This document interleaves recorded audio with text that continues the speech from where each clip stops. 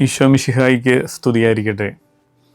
ഉഹുദാന liturgical ക്വിസിന് വേണ്ടിയുള്ള പഠന പരമ്പരയുടെ ഈ എപ്പിസോഡിൽ കാറോസൂസായ്ക്കും അതിൻ്റെ സമാപന സ്ലോസായ്ക്കും ശേഷം വരുന്ന കൈവപ്പ് പ്രാർത്ഥനയെക്കുറിച്ചും അയോഗ്യരെ പറഞ്ഞയക്കുന്ന കർമ്മത്തെക്കുറിച്ചുമാണ് നാം മനസ്സിലാക്കുന്നത്. വിശുദ്ധ കുർബാനയിലെ സുപ്രധാന ഭാഗമായ കൂദാശാഭാഗത്തേക്ക് പ്രവേശിക്കുന്നതിന് മുമ്പായി കൈവപ്പിനായി തലകുനിച്ച് ആശീർവാദം സ്വീകരിക്കുവിൻ എന്ന ശംശാനയുടെ ആഹ്വാനമനുസരിച്ച് എല്ലാവരും തലകുനിച്ച് നിൽക്കുന്നു. കാർമ്മികൻ കുനിഞ്ഞു നിന്ന് താഴ്ന്ന സ്വരത്തിൽ കൈവപ്പ് പ്രാർത്ഥന ചൊല്ലുന്നു. തുടർന്ന് കരുണാനിധിയായ ദൈവമേ എന്ന് തുടങ്ങുന്ന പ്രാർത്ഥന കാർമ്മികൻ നിവർന്നു നിന്ന് ഉയർന്ന സ്വരത്തിൽ ചൊല്ലുകയും സമൂഹം അതിന് ആമേൻ എന്ന് ഉച്ചസ്വരത്തിൽ പ്രത്യുത്തരിക്കുകയും ചെയ്യുന്നു. മാമോദീസാർത്ഥികളെ അല്ലെങ്കിൽ അയോഗ്യരെ പറഞ്ഞയക്കുന്നതിന് മുമ്പുള്ള ഈ ആശീർവാദ പ്രാർത്ഥനയെ സ്യാമീത എന്ന് വിളിക്കുന്നു. സ്യാമീത എന്നാൽ കൈവപ്പ് എന്നാണ് അർത്ഥം. ഈ പ്രാർത്ഥനയ്ക്ക് രണ്ട് ഭാഗങ്ങളാണുള്ളത്. ആദ്യ ഭാഗം കുനിഞ്ഞു നിന്ന് താഴ്ന്ന സ്വരത്തിലും രണ്ടാം ഭാഗം നിവർന്നു നിന്ന് ഉയർന്ന സ്വരത്തിലും ചൊല്ലുന്നു. ആദ്യ ഭാഗത്തെ പ്രാർത്ഥനയാണ് മാറി വരുന്നത്. കർത്താവെ, ശക്തനായ ദൈവമേ, അങ്ങയുടെ അഭിഷിക്തൻ എന്ന് തുടങ്ങുന്ന പ്രാർത്ഥനയാണ് ഞായറാഴ്ചകളിലും തിരുനാളുകളിലും ചൊല്ലുന്നത്. മിശിഹായുടെ പീഡാനുഭവത്താൽ വീണ്ടെടുക്കപ്പെട്ടതും സാർവത്രികവുമാണ് സഭയെന്ന് ഈ പ്രാർത്ഥന നമ്മെ അനുസ്മരിപ്പിക്കുന്നു. പൗരോഹിത്യത്തെക്കുറിച്ചുള്ള ചിന്തയും ഈ പ്രാർത്ഥനയിൽ നിറഞ്ഞു നിൽക്കുന്നുണ്ട്. പരിശുദ്ധാത്മാവിൻ്റെ കൃപയും കൈവപ്പും വഴിയാണ് പൗരോഹിത്യം കൈമാറപ്പെടുന്നത്. പൗരോഹിത്യത്തിൻ്റെ പദവികൾ കൈവപ്പ് വഴി നൽകപ്പെടുന്നുവെന്ന് സ്യാമീത പ്രാർത്ഥന സൂചിപ്പിക്കുന്നു. പുരോഹിത പദവികൾ എന്നത് പൗരോഹിത്യത്തിലെ വിവിധങ്ങളായ ശുശ്രൂഷകളെയാണ് അർത്ഥമാക്കുന്നത്. വിശ്വാസികൾക്ക് ആത്മീയ ശുശ്രൂഷ ചെയ്യുകയാണ് പുരോഹിത ധർമ്മം. വിശ്വാസികളുടെ സമൂഹം എന്നത് പ്രത്യേകം തിരഞ്ഞെടുക്കപ്പെട്ട ജനമാണെന്നും ഈ പ്രാർത്ഥന നമ്മെ അനുസ്മരിപ്പിക്കുന്നു. ഞങ്ങളുടെ കർത്താവായ ദൈവമേ, സാർവത്രികവും ശ്ലൈഹികവുമായ സഭയുടെ മേൽ എന്ന് തുടങ്ങുന്ന പ്രാർത്ഥനയാണ് സാധാരണ ദിവസങ്ങളിൽ ചൊല്ലുന്നത്.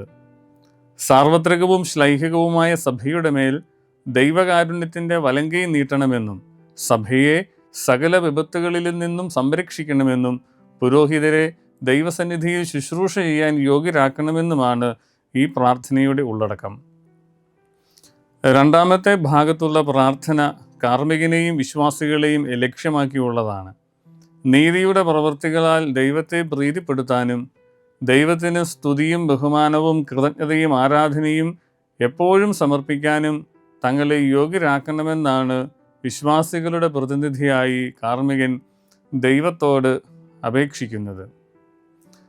പരിശുദ്ധനായ പിതാവേ, നമ്മെപ്പോലെ അവരും ഒന്നായിരിക്കേണ്ടതിന് അവിടുന്ന് എനിക്ക് നൽകിയ അവിടുത്തെ നാമത്തിൽ അവരെ അങ്ങ് കാത്തുകൊള്ളണമേ എന്ന് കർത്താവ് തൻ്റെ പീഡാനുഭവത്തിന് മുമ്പ് തൻ്റെ ശ്ലീഹന്മാർക്ക് വേണ്ടി നടത്തിയ പ്രാർത്ഥനയുടെ പ്രതിരൂപമാണ് കൈവപ്പ് പ്രാർത്ഥനയെന്ന് ഗബ്രിയേൽ ഗത്രായ, അബ്രഹാം ബർലിഫ, ബർസോബി, തിമോത്തി രണ്ടാമൻ എന്നീ വിശുദ്ധ കുർബാന വ്യാഖ്യാതാക്കൾ അഭിപ്രായപ്പെടുന്നു. സ്വർഗാരോഹണത്തിന് ശേഷം ഈശോ ശിഷ്യന്മാർക്ക് നൽകിയ ആശീർവാദത്തെ ഈ കൈവപ്പ് പ്രാർത്ഥന സൂചിപ്പിക്കുന്നതായി അർബേലിലെ ജോർജും പ്രസ്താവിക്കുന്നു. തുടർന്ന് മാമോദീസാർത്ഥികളെ പറഞ്ഞയക്കുന്ന കർമ്മമാണ്. വിശുദ്ധ കുർബാനയിൽ പങ്കെടുക്കുവാൻ അയോഗ്യരായവരെ പറഞ്ഞയക്കുന്ന കർമ്മമായും ഇതിനെ വ്യാഖ്യാനിക്കാറുണ്ട്. മുഖ്യമായും 3 ആഹ്വാനങ്ങളാണ് ഈ കർമ്മത്തിലുള്ളത്. 1. മാമോദീസ സ്വീകരിച്ചിട്ടില്ലാത്തവർക്ക് പോകാം. 2. ജീവൻ്റെ അടയാളം സ്വീകരിച്ചിട്ടില്ലാത്തവർക്ക് പോകാം. 3. വിശുദ്ധ കുർബാന സ്വീകരിക്കുന്നില്ലാത്തവർക്ക് പോകാം. തുടർന്ന് ശ്രോതാക്കളെ, നിങ്ങൾ പോയി വാതിൽക്കൽ കാവൽ നിൽക്കുവിൻ എന്ന വിജ്ഞാപനവും നൽകുന്നു. മാമോദീസ സ്വീകരിച്ചിട്ടില്ലാത്തവർക്ക് പോകാം എന്ന ആഹ്വാനത്തിന് വാച്യമായ അർത്ഥം തന്നെ നർസായി നൽകുന്നുണ്ട്. മാമോദീസ സ്വീകരിക്കാത്തവർക്ക്, അതായത് മിശിഹായുടെ മരണത്തിലും ഉത്ഥാനത്തിലും പങ്കുചേരാത്തവർക്ക് വിശുദ്ധ കുർബാന എന്നത് ഉൾക്കൊള്ളാൻ പറ്റാത്ത ഒരു യാഥാർത്ഥ്യമാണെന്ന് 9-ാം നൂറ്റാണ്ടിലെ അജ്ഞാത ഗ്രന്ഥകർത്താവ് വിശദീകരിക്കുന്നു.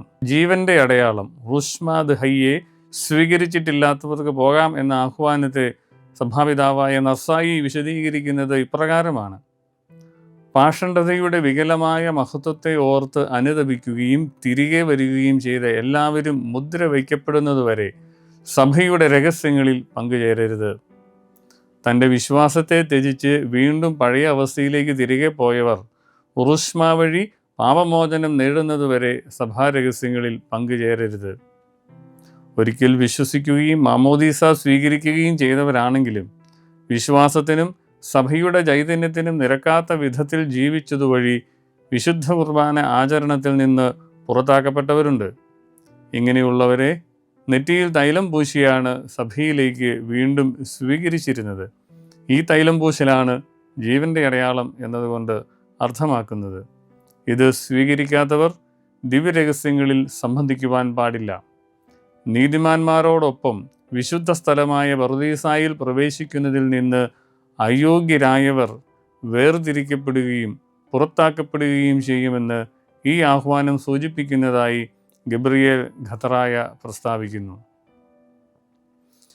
വിശുദ്ധ കുർബാന സ്വീകരിക്കുന്നില്ലാത്തവർക്ക് പോകാം എന്ന ആഹ്വാനത്തെ വിശദീകരിച്ചുകൊണ്ട് നർസായി ഇങ്ങനെ എഴുതുന്നു: പൗരോഹിത്യത്താൽ വിലക്കപ്പെട്ടവരും രഹസ്യങ്ങൾ സ്വീകരിക്കാൻ അനുവദിക്കപ്പെടാത്തവരും കുർബാന അർപ്പിക്കപ്പെടുന്ന വേളയിൽ ഇവിടെ നിൽക്കരുത്. അതുപോലെ സഭാ നിയമം മൂലം ദിവ്യകാരുണ്യം സ്വീകരിക്കുന്നതിന് മുടക്കമുള്ളവരും ദിവ്യരഹസ്യങ്ങൾ അർപ്പിക്കപ്പെടുന്ന വേളയിൽ ഇവിടെ നിൽക്കരുത്. ദിവ്യകാരുണ്യം സ്വീകരിക്കാൻ കഴിയാത്ത രോഗികളും ബലഹീനരും ദിവ്യരഹസ്യങ്ങൾ കൂദാശ ചെയ്യുമ്പോൾ ഹൈക്കലായിൽ നിൽക്കരുത്. ബലിയർപ്പണത്തിൻ്റെ പൂർത്തീകരണമായ കുർബാന സ്വീകരണത്തിൽ പങ്കെടുക്കാൻ താൽപ്പര്യമില്ലാത്തവരെ വചന ശുശ്രൂഷയ്ക്ക് ശേഷം പുറത്താക്കിയിരുന്നുവെന്ന് ഈ ആഹ്വാനം വ്യക്തമാക്കുന്നു. ബലിഭക്ഷണം കഴിച്ചാൽ മാത്രമേ ബലിയിലുള്ള ഭാഗഭാഗിത്വം പൂർണ്ണമാകുകയുള്ളൂ. അതുകൊണ്ട് വിശുദ്ധ കുർബാന സ്വീകരിക്കണമെന്ന് സഭ നിർബന്ധപൂർവം ആവശ്യപ്പെട്ടിരുന്നു എന്ന കാര്യവും ഈ ആഹ്വാനം സൂചിപ്പിക്കുന്നു. ശ്രോതാക്കളെ, നിങ്ങൾ പോയി വാതിൽക്കൽ കാവൽ നിൽക്കുവിൻ എന്നതാണ് അടുത്ത വിജ്ഞാപനം. നർസായിയുടെ അഭിപ്രായം അനുസരിച്ച് ശ്രോതാക്കൾ എന്നത് മാമോദീസാർത്ഥികളാണ്. അവരാണ് ദേവാലയ കവാടത്തിങ്കൽ കാവൽ നിൽക്കുന്നത്. സ്വഭവനത്തിലെ അംഗങ്ങളെപ്പോലെ സഭാരഹസ്യങ്ങളിൽ പങ്കെടുക്കുവാൻ അനുവാദമില്ലാത്ത ഇവർ ദാസരെ പോലെ വാതിൽക്കൽ നിൽക്കണം. തങ്ങളോട് പറയപ്പെടുന്ന ദൈവിക രഹസ്യങ്ങൾ ഉത്സാഹപൂർവ്വം നിർവഹിക്കുന്നതിനായി അവിടെ നിൽക്കുന്ന മാലാഹമാരോടുള്ള ദൈവിക കൽപ്പനയായിട്ടാണ് ശ്രോതാക്കളോടുള്ള ഈ ആഹ്വാനത്തെ ഖത്തറായ വിശദീകരിക്കുന്നത്.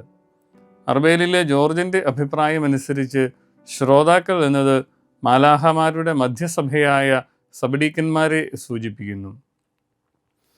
ഇന്നത്തെ കാലഘട്ടത്തിൽ പുരാതന കാലത്തുണ്ടായിരുന്നതുപോലുള്ള മാമോദീസാർത്ഥികൾ സിറോ മലബാർ സഭയിൽ ഇല്ലാത്തതിനാൽ മാമോദീസ സ്വീകരിക്കുകയും ജീവൻ്റെ അടയാളത്താൽ മുദ്രിതരാകുകയും ചെയ്തവർ ഭക്തിയോടും ശ്രദ്ധയോടും കൂടെ വിശുദ്ധ രഹസ്യങ്ങളിൽ പങ്കുകൊള്ളട്ടെ എന്ന ഉദ്ബോധനമാണ് വിശുദ്ധ കുർബാനയിൽ സാധാരണ ഉപയോഗിക്കുന്നത്. മാമോദീസ മുങ്ങുകയും ജീവൻ്റെ മുദ്ര സ്വീകരിക്കുകയും ചെയ്ത ആരാധനാ സമൂഹം യോഗ്യതയോടുകൂടി കുർബാനയുടെ ബലിപരമായ ഭാഗത്തേക്ക് പ്രവേശിക്കുകയും വിശുദ്ധ കുർബാന ഉൾക്കൊള്ളുകയും ചെയ്യണമെന്നാണ് ഈ ആഹ്വാനത്തിൻ്റെ അർത്ഥം.